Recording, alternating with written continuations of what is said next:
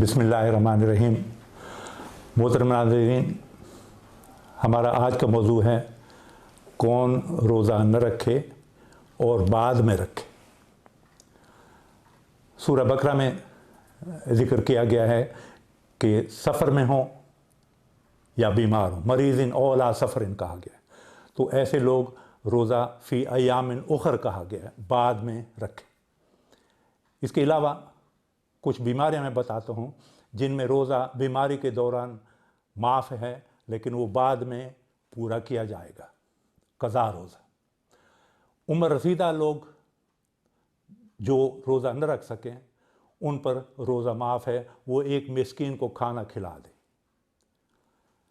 ख़वातीन जो प्रेग्नेंट हों, जो पीरियड में हों या बच्चे को दूध पिला रही हों, उस दौरान वो रोज़ा न रखें, बाद में रखें।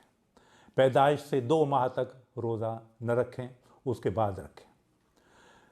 मुख्तसरन ऐसी बीमारी जो रोज़ा रखने से उस बीमारी के बढ़ने का अंदेशा हो, तो ऐसी हालत में रोज़ा बाद में रखा जा सकता है। कोई बीमारी जिसकी वजह से मरीज़ अस्पताल में दाखिल हो, सर्जरी कराई हो, वो भी रोज़ा बाद में रखें। कुछ अमराज ऐसी हैं जैसे दमा है या टीबी है, दमे के वो मरीज़ जो इन्हेलर इस्तेमाल कर रहे हों, वो बाद में सेहतमंद होने के बाद रोज़ा रख सकते हैं। बुखार शदीद हो, रोज़ा न रखें, बाद में रखें। मिग्रेन एक सर का दर्द होता है जिसमें शुगर कम हो जाए तो दर्द में इजाफा होता है, वो मरीज़ भी रोज़ा बाद में रख सकते हैं। ब्लड प्रेशर के मरीज़ अक्सर हमसे पूछते हैं कि हम रोज़ा रखें या न रखें। ब्लड प्रेशर के मरीज़ के लिए रोज़ा फ़ायदा मंद है, बशर्ते कि वो मरीज़ अनस्टेबल एंजाइना, जिसमें सीने में दर्द होता है मरीज़ को, वो ऐसे मरीज़ रोज़ा न रखें, बाद में रखें। क्लोपिडोग्रिल दवाई जो मरीज़ इस्तेमाल कर रहे हों या डायूरेटिक्स छोटा पेशाब लाने वाली दवाएं इस्तेमाल कर रहे हों, वो रोज़ा न रखें। स्टंट किसी मरीज़ ने डलवाया है दिल में, तो वो 2 माह तक रोज़ा न रखे, उसके बाद वो रख सकता है।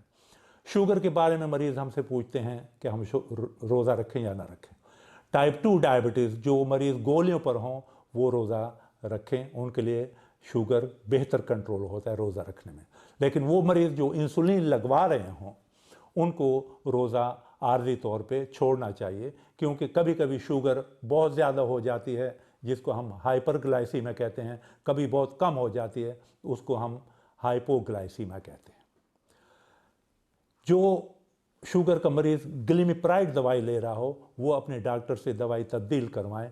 उनको हम DDP4 इनहिबिटर देते हैं जो शुगर को बेहतर कंट्रोल रखते हैं रोज़े के दौरान।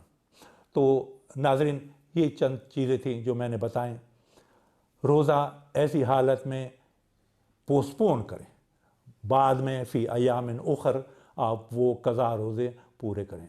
मेरी दुआ है नाज़रीन कि अल्लाह ताला आप सबको हमेशा सेहतमंद रखें और माह रमज़ान की सआदत नसीब फ़रमाएँ। सुनने का बहुत शुक्रिया। अल्लाह हाफ़िज़।